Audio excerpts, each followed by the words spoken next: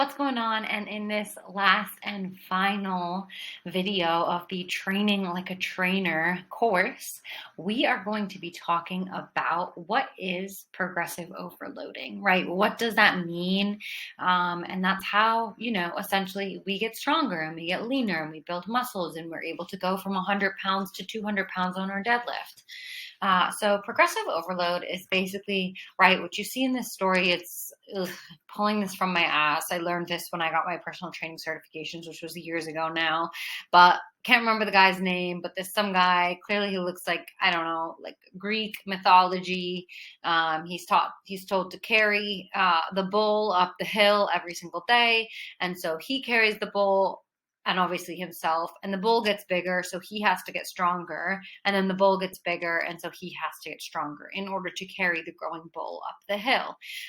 Now that's again my recollection of the story, and how the concept of progressive overload originated, but essentially in scientific terms, this is what's happening here.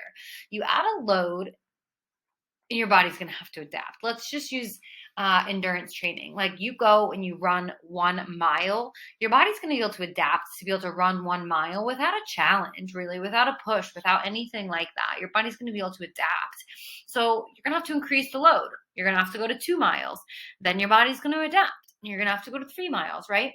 So progressive overload is basically just this idea of adding a new stimulus to the body so that the body has to adapt to that stimulus, aka you cannot bench press with 15-pound dumbbells or chest press with 15-pound dumbbells for the rest of your life. You're just not going to, you're not going to continue to gain lean body mass in that area by continuing to lift the same weight for your body, right? You need to go up in weight so your body has to adapt, and then go up in weight so your body has to adapt to gain strength, to gain muscular endurance, and to gain size of muscle, right? And to gain overall fitness, flexibility, mobility, stability, everything, all of the above, right? So I'm going to cover some of these with you right now in brief detail, the variables that you can use and play with for progressive overload.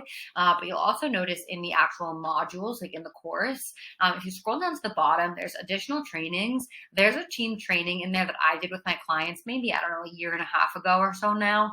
But it's very, very, very detailed, very in-depth training of each of these and examples for how you can incorporate each of these into your personal training program to make sure that you are progressively overloading. Now, what I will say before I go ahead and dive into here is you only need to progressively overload 1, maximum 2 things at a time. So if you are working on, progressively overloading the duration of your workouts, going from 20 minutes to 30 minutes, or from 30 minutes to 45 minutes, or whatever that looks like, maybe you only want to be working on playing around with tempo of your lifts, right? In addition to, but don't overwhelm it. Don't think you need to do all of these or even multiple of these at once. You really only need to be progressively overloading 1 or 2 variables at a time. So traditionally, when we think of progressive overload, we think of weights, but it's also important to know that it's not exclusive to just weights, right? You can progressively overload with weights, right? So that would mean 10 reps of a bicep curl with 10 pounds, 10 reps of a bicep curl with 12 pounds. 10 reps of a bicep curl with 15 pounds, right? That's progressively overloading using weight, and that's really, really common.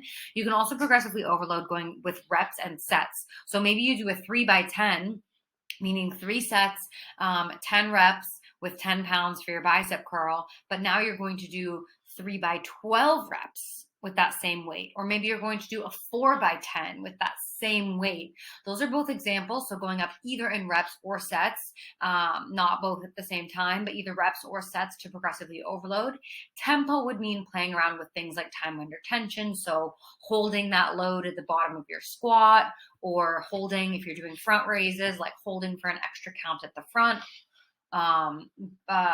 Just holding and playing around, like lat pull down, right? You would pull down, hold, and release, or 4 seconds down, hold for 2, 4 seconds up, right? That would be an example of playing around with time under tension or tempo.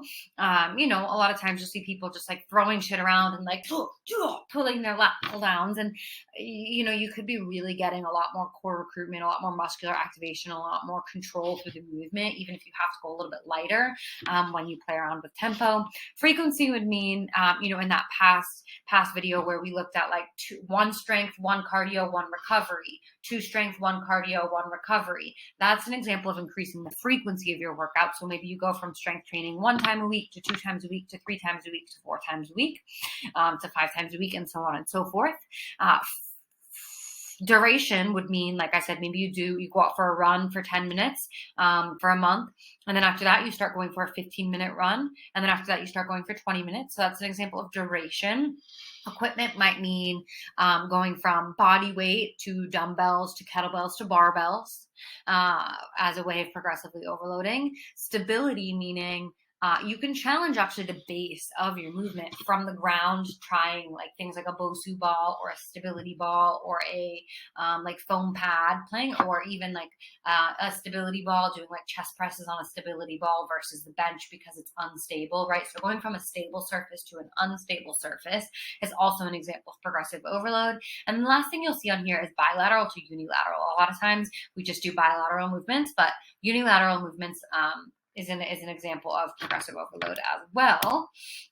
So for example, going from like a double stance, right, like a normal stance deadlift into a single leg deadlift. So all in all, I want to just remind you of like keeping it realistic. All in all, right, big picture, keep it realistic.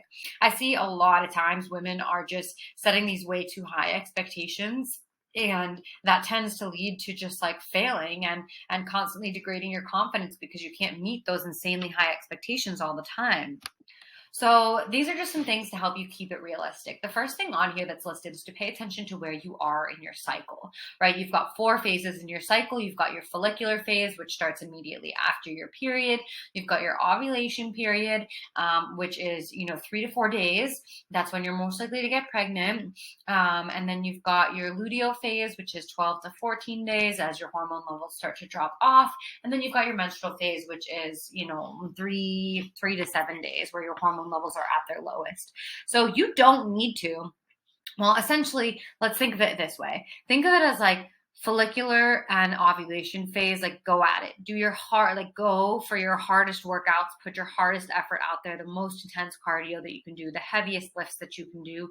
And then as you start to shift into your second half of your cycle, right, your luteal phase and your menstrual phase, especially going into the luteal phase, you can start to taper off. You can start to, if you usually are training for, let's just say you're training for hypertrophy and maximal strength during your first half of your cycle, but now you're going to train for muscular endurance in the second half of your cycle and mostly just focus on active recovery and regeneration, then that's important. It's really important to listen to your body and respect where your body is, respect where your energy is, respect where your hormones are, and respect what your body wants, which is essentially less intensity in the second half of your cycle, more intensity in the first half of your cycle.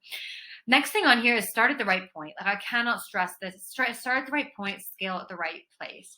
There is no right or wrong. There's no you have to start it 3 times a week in order to be successful, in order to have your dream body. Like start wherever you need to start, and I would say start at whatever is the bare bones minimum to keep it sustainable and consistent, meaning again, week after week after week after week you can hit it. You can get that workout in, right? Week after week after week. So just be realistic with yourself. Yes, you want to challenge yourself.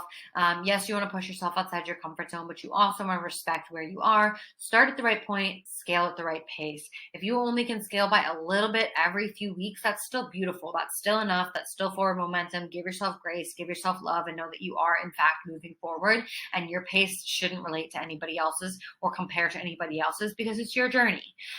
Next thing I have on here is 1 to 10 mindset. This basically just means remember that, life is not always going to be the same day after day, week after week. Life is going to ebb and life is going to flow. There's going to be times and periods of life and chapters of life where you're more busy. And there's also going to be periods of life where you're not so busy. And that's going to fluctuate and that's going to ebb and flow, right? More busy, less busy, more busy, less busy. And so you need to adopt, I have called the 1 to 10 mindset. I also got this from Precision Nutrition, but at a 10 mindset, that's where you can scale up. That's where you can fit more in. That's where you can fit in both the lift and on the cardio and the active recovery, right? But one is when you're maybe more busy, maybe the in-laws are visiting and you have your period and you just picked up the overtime and you're watching your neighbor's dog, right? That's where you're at a 1, but don't go to a 0. Stay at a 1. So scale back. Maybe that week you're just walking and doing yoga, and that's good enough and that's beautiful, but you didn't go to 0.